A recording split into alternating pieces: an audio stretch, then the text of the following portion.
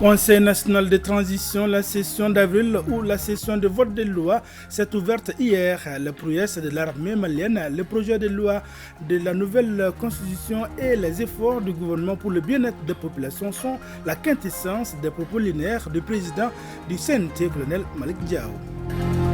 Les actions civiles-militaires pour les populations, 64 sorties, 168 djihadistes neutralisés, 54 armements saisis, c'est la moisson des femmes au cours du mois de mars, ce qui ressort de la traditionnelle conférence de presse de la DIRPA. Merci de nous rejoindre, mesdames, messieurs, bonjour et bienvenue à ce journal. C'est parti depuis hier pour la session d'avril ou session de vote des lois. Après avoir présenté les activités qui seront menées au cours de ces 3 mois de session, le président du CNT a souhaité une bonne période de jeûne à la communauté chrétienne et musulmane. Cette cérémonie d'ouverture a été une occasion pour le président du CNT de saluer les prouesses de l'armée malienne, le projet de la nouvelle constitution et les efforts du gouvernement pour le bien-être des populations. Les détails, c'est avec Fousseni Tunkara. Percevez cette cérémonie comme l'acte premier de la session ordinaire d'avril du Conseil national de transition. Une opportunité pour le président Malick Diao de mettre cette session dans son contexte et d'expliquer à quoi elle sera consacrée. L'exercice est mené devant le Premier ministre, son gouvernement, les présidents d'institutions, les membres du corps diplomatique, la hiérarchie militaire et plusieurs autres personnalités. La présente session d'avril est la 3e que connaît le CNT depuis sa mise en place le 5 décembre 2020. Elle s'étendra sur une période de 3 mois et compte déjà une trentaine de projets et de propositions de loi inscrits dans son tableau de saisine. D'autres dépôts viendront certainement enrichir le menu des travaux en cours de session. En tout état de cause, le CNT reste largement disposé à examiner avec toute l'attention et la diligence requise tout projet ou proposition de loi visant la réussite de la transition, le bon fonctionnement de l'État et l'amélioration des conditions de vie et de travail des Maliens. En plus, il est à retenir que diverses activités de contrôle de l'action gouvernementale, des missions de terrain, des commissions ainsi que des séances de renforcement des capacités feront partie de notre agenda parlementaire. Aujourd'hui, le projet de la nouvelle constitution est parmi les sujets qui sont objets de débat au Mali. Pour le président de l'organe législatif de la transition, la question est suivie avec intérêt au CNT. Nous avons suivi avec un intérêt singulier les travaux de la commission de finalisation du projet de constitution de la République du Mali, dont les résultats entérinés par le chef de l'État ont été déjà présentés aux forces vives de la nation, ainsi qu'aux autorités et légitimités traditionnelles. Après plusieurs tentatives antérieures de modification effectuées par les précédentes autorités, nous osons espérer fortement que celle-ci sera la bonne. Le CNT se fera l'agréable devoir d'accompagner le président de la transition et le gouvernement jusqu'au terme du processus. S'agissant de la situation sécuritaire de notre pays, le colonel Malick Diao a montré sa satisfaction relative aux résultats engagés sur le terrain. Nous notons toutefois avec bonheur que les forces armées maliennes poursuivent allègrement leur rythme offensif contre les groupes armés terroristes. Il reste attendu qu'avec les nouvelles acquisitions d'équipements militaires, l'amélioration continue du vecteur aérien ainsi que la poursuite du réarmement humain, matériel et moral des troupes, nous sommes sûrs que la victoire finale sera nôtre. On retient aussi de ces discours solennels une partie consacrée à la situation qui prévaut entre le Mali, la Guinée, le Burkina Faso et la CEDEAO. En effet, à l'issue de son sommet extraordinaire du 19 février 2023, la conférence des chefs d'État et de gouvernement de la CEDEAO, malgré toutes les démarches effectuées auparavant par les ministres des Affaires étrangères du Mali, du Burkina Faso et de la Guinée, a décidé de maintenir ces sanctions contre les 3 pays. Nous n'avons pas besoin de microscope pour savoir que la finalité obscure des dites mesures est de continuer à nuire gravement à nos États. Au final, j'estime que nous pouvons même dire grand merci à la CEDEAO pour avoir démontré à travers ses agissements que nous ne devons compter exclusivement que sur nous-mêmes. C'est pourquoi nous suivons avec toute l'attention requise l'évolution des relations de coopération entre le Mali, la Guinée et le Burkina Faso. Cette session ordinaire d'avril du Conseil national de transition s'ouvre à un moment où la communauté chrétienne et musulmane observe une période de jeûne. Le colonel Malick Diaw a profité de cette occasion pour fortement dénoncer l'attitude de certains compatriotes qui profitent de ce moment pour s'adonner à la spéculation des produits de première nécessité. Autre titre de ce journal, 64 sorties, 168 djihadistes neutralisés, 54 armements saisis et des actions civiles-militaires à l'appui. C'est ce qui ressort de la traditionnelle conférence de presse de la direction de l'information et des relations publiques des armées DIRPA. Les responsables de la DIRPA n'ont pas manqué de signaler que ces résultats sont obtenus grâce aux vecteurs aériens mis à la disposition des FAMA par les autorités. Mamari connaît. Les opérations de sécurisation des personnes et de leurs biens se poursuivent sur l'ensemble du territoire national. Sur les théâtres d'opération, les forces armées et de sécurité continuent de traquer l'ennemi jusque dans son dernier retranchement. De l'exposé des responsables de la direction de l'information et des relations publiques des armées DIRPA, il ressort que le bilan des opérations pendant le mois de mars est positif. On a 64 sorties, il y a 16 missions aéroportées, 32 missions de reconnaissance et 16 mission de frappe. Et dans les secteurs où il y a eu ces opérations, c'est vers les secteurs de Banyangara, Sévaré, Nyono, Menaka, Ansongo, Douanza et autres Boni. Et en plus, un peu dans le centre, les Mandiakui et autres Boura. Alors, le bilan qu'on peut tirer de ces attaques-là, nous avons neutralisé 168 et on a interpellé certains. Et les armes qu'on a saisies sur ces terroristes neutralisés, c'est 2 PKM, 49 PM, 2 LRAC et un fusil de chasse. Et les véhicules saisis, c'est 19 véhicules légers qu'ils ont et 38 motos. Nous avons eu à détruire des EI. Nous avons eu à détruire 20 bases. Courant mars 2023, les forces armées et de sécurité ont fait donc une bonne moisson.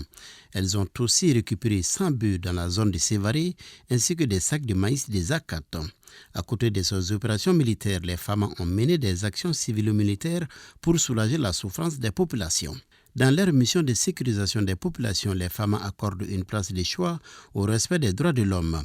Nous respectons les droits de l'homme. C'est enseigné de la première, de la formation commune de base, qui est le CI, jusqu'à l'école de guerre au Mali. On parle de droits de l'homme. Le fait d'aider son prochain, quand il est en difficulté, ça existe au Mali. Donc nous, on ne peut pas faire des exactions contre nos propres frères, nos propres sœurs et nos propres parents sur le terrain.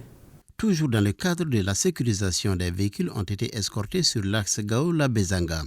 La DIRPA invite les organes de presse à jouer leur partition dans la sécurisation du pays en donnant la bonne information. Direction la première région administrative du Mali. Là-bas, le gouverneur colonel Moussa Soumaré a signalé les magasins de stockage du grand marché de la cité des Rails. C'est pour constater en cette période de Ramadan comment le marché est fourni en denrées de première nécessité. Est-ce que les prix sont abordables? Élément de réponse, c'est avec Benogo Fofana. Soucieux du bien-être de sa population, le gouverneur de la cité des Rails, en compagnie d'une forte délégation, a visité ce lundi 3 avril 2023 les magasins de stockage du grand marché de Caille. L'objectif était de constater de visu la disponibilité des denrées de première nécessité et plus précisément le sucre et la farine. Les commerçants rencontrés ont confirmé la disponibilité des stocks. Aujourd'hui, on peut vous rassurer que nous avons le stock maximum pour satisfaire la population de Caille. 25 000, ça c'est la farine locale. J'ai constaté que vraiment, les commerçants, il faut commencer par les saluer et vraiment les féliciter pour l'effort qu'ils ont eu à consentir pour pouvoir remplir les magasins. Quant à la stabilité des prix des produits de première nécessité, L'équipe de la direction régionale du commerce, de la consommation et de la concurrence veille au grain afin de soulager les consommateurs. Lorsque nous constatons que le prix n'est pas respecté, nous délivrons vraiment une convocation pour que l'opérateur arrive au bureau et ensuite il est verbalisé, il va payer des amendes. Mais au tout début de l'opération, quand même, on distribuait beaucoup de convocations. Au jour d'aujourd'hui, on peut dire que les équipes peuvent sortir et rentrer peut-être qu'avec quelques convocations seulement. Nous pouvons dire sans risque de se tromper, la situation est globalement satisfaisante. Après avoir sillonné le marché, le chef de l'exécutif régional se dit satisfait de cette visite. 10 jours du mois de Ramadan, nous pensons que la quantité que nous avons vue est largement suffisante pour couvrir le reste du mois. Les denrées subventionnées par l'État respectent les prix qui sont fixés par l'État et ses partenaires. Le sucre local qui est vendu à 28 000 francs et le sucre importé entre 29 000 et 30 000 francs CFA. Notons qu'au cours de cette visite du gouverneur, les commerçants ont rassuré de respecter le protocole d'accord signé avec le gouvernement durant cette période de forte consommation. Le mouvement Ambico a remis 100 kits alimentaires à autant de personnes vulnérables de la ville de Kénédougou, dont des veuves. Le geste vise à accompagner les bénéficiaires durant ce mois de Ramadan. De Sikasso, la correspondance de Mustapha Doumbia. C'est une contribution du mouvement politique et citoyen pour l'épanouissement des jeunes Ambico en vue d'alléger les charges des 100 ménages de la ville de Sikasso. 100 kits alimentaires destinés à des veuves, à des personnes handicapées et à d'autres personnes vulnérables. Et ces genres de donations datent depuis la nuit des temps.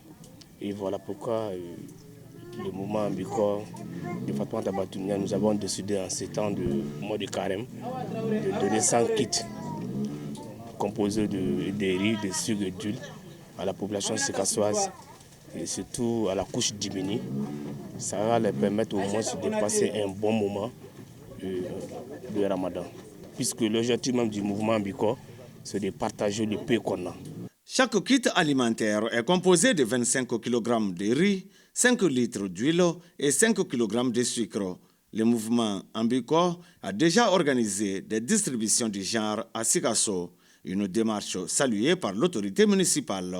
Nous saluons la présidente nationale du mouvement Ambico qui a eu à penser à la région de Sikasso, plus précisément dans la commune urbaine de Sikasso. Nous pensons que pendant le mois de Ramadan, c'est un geste de solidarité qui va droit à notre cœur et qui va permettre aussi à une centaine de personnes de pouvoir faire la rupture du jeûne en quiétude. Les bénéficiaires ont remercié le mouvement Ambico et sa présidente nationale pour ce soutien qui vient à un moment important. Retournons à Caille, suivre avec Balkissa Sadibou Chérif Aïdara l'atelier de restitution des résultats du premier tour de la campagne de vaccination contre le Covid-19 au titre de l'année 2023. Près de 70% des personnes ont été vaccinées. Cette première campagne de 2023 s'est tenue du 6 au 15 mars dernier et a concerné les personnes âgées de 12 ans et plus.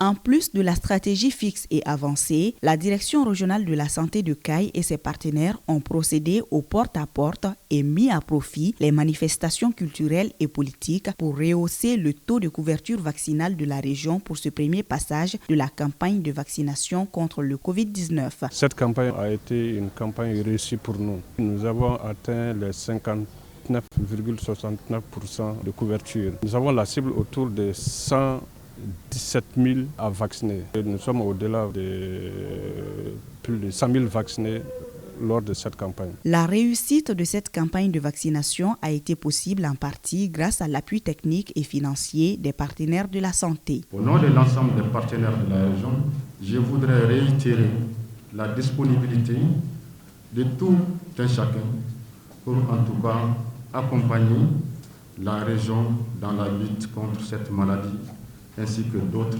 situations qui pourront être inquiétantes pour la santé de la région. Cette dernière campagne, la première de l'édition 2023, ayant été organisée avec un plan de déploiement de vaccins tenant compte de nouveaux types avec un élargissement de la cible de 12 à 17 ans et une nouvelle stratégie devant atteindre des populations vulnérables que sont les femmes enceintes, allaitantes, les réfugiés, déplacés, interne, présentera surtout des résultats devant être partagés par les acteurs, ressortant un aperçu des personnes complètement vaccinées, les difficultés rencontrées assorties de propositions d'amélioration sanctionnées par une validation. Outre la restitution des résultats de la présente campagne, cet atelier est aussi l'occasion pour les acteurs de la santé de partager leurs expériences pour venir à bout des difficultés de mise en œuvre et ainsi mieux organiser les campagnes à venir. Santé toujours, à Sikasso, la journée d'information et d'orientation sur la campagne des moustiquaires 2023 a eu lieu hier. On prépare les acteurs de la santé des régions de Sikasso, Bougouni et Koutchala. Cette initiative des catholiques Relief Service avec l'appui du Fonds mondial de lutte contre le sida, la tuberculose et le paludisme prévoit la distribution de plus de 12 000 millions de moustiquaires imprégnés et d'insecticides à longue durée sur toute l'étendue du territoire. Contre le signé Moustapha Doumbouya. La présentation du plan d'action de la campagne de distribution de moustiquaires est l'un des moments clés de cette journée d'information et d'orientation des acteurs sur la campagne de distribution de moustiquaires imprégnés d'insecticides à longue durée. Une journée organisée par Catholic Relief Service avec l'appui du Fonds mondial de lutte contre le sida, la tuberculose et le paludisme. La lutte antivectorielle est l'une des stratégies phares de lutte contre le paludisme au Mali à travers la distribution de moustiquaires pour protéger toute la population en général et en particulier les femmes enceintes et les enfants qui constituent les couches les plus vulnérables de notre population. La campagne qui va concerner l'ensemble du territoire prévoit plus de 12 millions de moustiquaires. L'initiative est saluée par les autorités et par les services techniques eu égard aux indicateurs du paludisme. L'enquête sur les indicateurs du paludisme au Mali EIPM, réalisée en 2021, a montré que la prévalence du paludisme est de 19% au niveau national. Elle est variable d'une région à une autre, mais à Sikasso, elle est de 26%.